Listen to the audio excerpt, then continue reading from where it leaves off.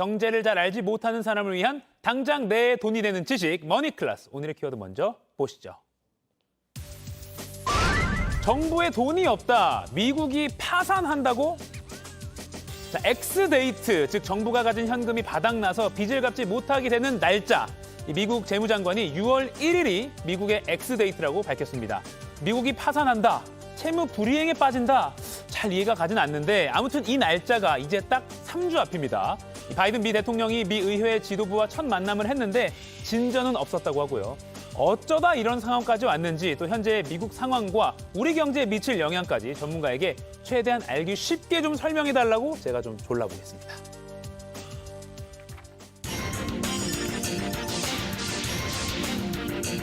경제 맥을 짚어주는 도사님 정철진 경제평론가와 함께 오늘도 맥 한번 짚어보겠습니다. 안녕하세요. 네, 안녕하십니까. 지난주에 짧게 이거 좀 다뤄보자라고 말씀해 주셨는데 연예인 걱정, 부자 걱정, 미국 걱정을 하는 거 아니라고 하는데 아니, 미국이 나라의 빚이 감당 못할 만큼 서서 부도가 날 위기다. 왜 이런 건가요? 그렇습니다. 미국이 지금 빚더미에 올라 있고요. 네. 그럼 어느 정도의 빚, 국가 부채를 지고 있냐? 네. 사경을 헤매고 있다. 이런 표현이 맞을 것 같습니다.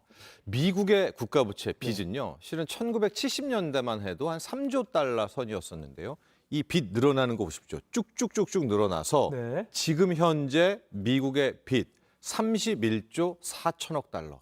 우리 원화로 따지면 사경 1,500조입니다. 그래서 사경 헤매고 있다는 말을 빗대어서 하는군요. 네. 그러니까 왜 그럼 이렇게 빚더미에 올랐느냐? 그것은 미국의 국가 수입과 국가 지출, 재정 수입과 재정 지출을 보면 되죠. 네. 우리가 뉴스 많이 보잖아요. 미국은 무역 적자가 그냥 만성적이다 네. 볼 수가 있는데 항상 미국은 이제 정부의 수입보다 지출이 많은 나라입니다. 그러니까 뭐 국채 발행 뭐 이렇게 해가지고 돈 해도 항상 지출이 많이 나가는 그런 나라였고요. 아하. 특히 코로나였던 시절 바이든 행정부 때 빚이 급격하게 늘어나는 걸 알 수 있었는데 그때 무슨 일이 있었죠? 막 국민들한테 돈 풀고. 맞습니다. 재정을 쏟아 부었지 않습니까? 네네네. 그래서 당시를 보면 수입보다 지출이 거의 2배 가까이 더 많은 이런 것들이 쌓였고 최근에는 또 IRA 등등 지원금을 쏟아붓다 보니까 이젠 저렇게 뭐 빚더미에 최대치로 지고 있는 그런 상황까지 왔죠. 그 코로나 때 말씀하신 대로 뭐 국민들한테 1인당 뭐 한 가구당 얼마씩 준다 했으면 부러워했는데 그게 네. 빚으로 지금 다 잡힌 거군요. 그렇습니다.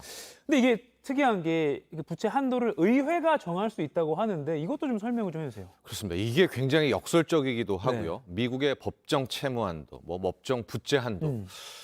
저는 이걸 이제 쇼라고 표현을 많이 쓰게 되는데 쇼다, 네. 내용이 이런 겁니다. 우리나라도 빚을 막 지잖아요. 그럼 뭐 재정 준칙이다 뭐다 해가지고 뭐 더 져서는 안 된다 뭐 이렇게 하는데 네. 미국이란 나라는 특이하게도 자신들의 빚을 국가 빚을 질 것을 의회에서 결정을 합니다.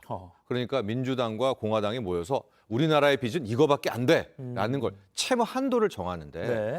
자 생각해 보십시오. 어떤 나라가 채무 한도를 이렇게 정한다는 건 의회에서 돈을 이제 앞으로 이제 덜 쓰려고 그러니까 좀 아껴 쓰려고 한도를 정하는 거잖아요. 네네. 근데 이게 왜 독특하냐면 의회에서 채무 한도를 정하잖아요. 네. 그러면 미국은 항상 그만큼 빚을 져버립니다. 그럼 어떻게 되겠습니까? 이때까지 거의 한 80배 가까이, 78회 가까이 의회들은 채무 한도들을 계속 늘립니다. 네. 그러니까 의회에서 부채 한도 늘리면은 조폐국에서 돈 찍어내면 정부가 또 쓰고요. 그럼 한도 차죠. 네네. 그럼 이제 한도를 늘리지 말아야 되는데 의회에서 또 모여요. 그래서 또 한도를 늘려주고 또 한도를 늘려주고.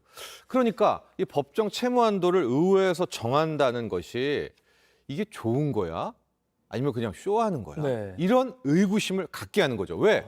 빚이 줄어들기는커녕 한도만큼 늘 빚이 늘어났기 때문입니다. 어차피 계속 빚 늘려서 쓰고 했으니까 약간 그게 그래서 쇼라는 그런 말씀이 틀리지 않은 것 네, 같긴 한데요. 그렇습니다. 네.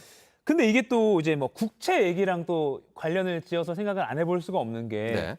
그러니까 미국 국채라고 하면 뭐 가장 안전한 자산이라고 하는데 뭐 빚을 많이 진다 하면 이게 뭐 갚지 못하게 되고 뭐 이런 거에 연결되는 거 아닌가요? 그렇습니다. 미 국채 신뢰성으로 이어지게 되는데요. 네. 아주 쉽게 생각하면 이런 겁니다. 어떤 개인이 있는데 개인이 빚이 너무 많아요. 네네. 근데 제가 또 이제 돈을 빌려와요. 네네. 돈 좀 빌려주세요 하게 되면 의구심을 가질 거 아니십니까? 미국의 국채라는 건 미국이 채권을 발행하고 그만큼 이제 달러를 끌어오는 이런 상황이다라고 보시면 될 텐데 네네. 그동안에는 미국 국채 세계에서 가장 안전한 자산이고 뭐 한다 하는 나라, 우리나라를 포함해서 저 미국 국채를 늘 가지려고 하고 있었죠. 그래서 중국도 많이 갖고 있고 일본도 많이 갖고 있고 영국도 많이 갖고 있고 그래서 이런 나라들은 미국한테 미국이 국채를 발행하면 사주고 그만큼의 달러를 미국한테 주고 네. 그래서 달러가 세계 기축통화가 되고 네.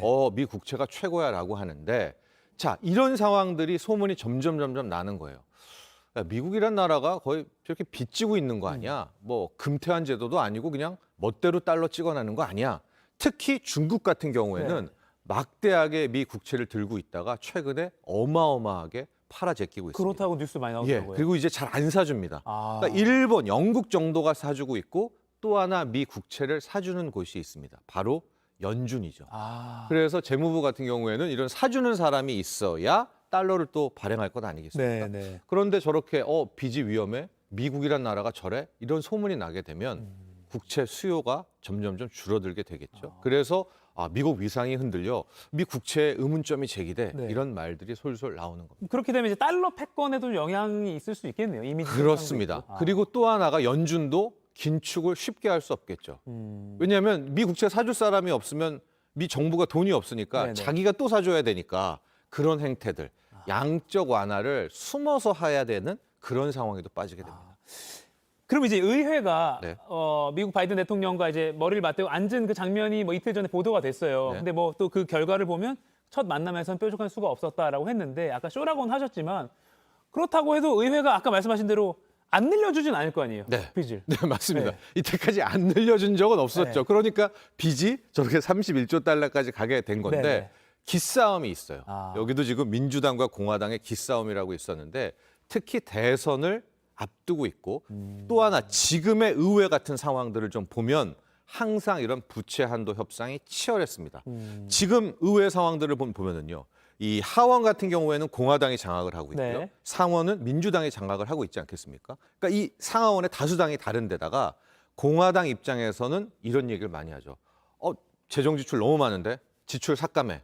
우리도 한도를 늘려주기는 하겠지만은 이거 지출 줄여야 돼. 아. 왜냐하면 다음 대선을 위해서는 돈을 풍족하게 쓰면 또 안 되잖아요. 되니까. 예. 그래서 압박하고 있고 반면에 정부와 민주당 쪽에서는 무슨 소리야? 돈을 써야 돼. 지출을 해야 돼. 이런 난항적인 협상이 되고 있어서 네. 뭐 엊그제도 바이든 대통령과 함께 하원, 뭐 원내대표, 상원 다 모여서 회의를 했다는데 네. 결렬됐죠. 그러니까 앞으로 2주 정도가 남았습니다. 엑스데이트까지. 근데 네. 이 2주 동안에 과거에 보면 잘 됐다, 잘못됐다, 잘못됐다, 잘 됐다 맨날 이런 뉴스가 네. 나올 겁니다. 아마도요.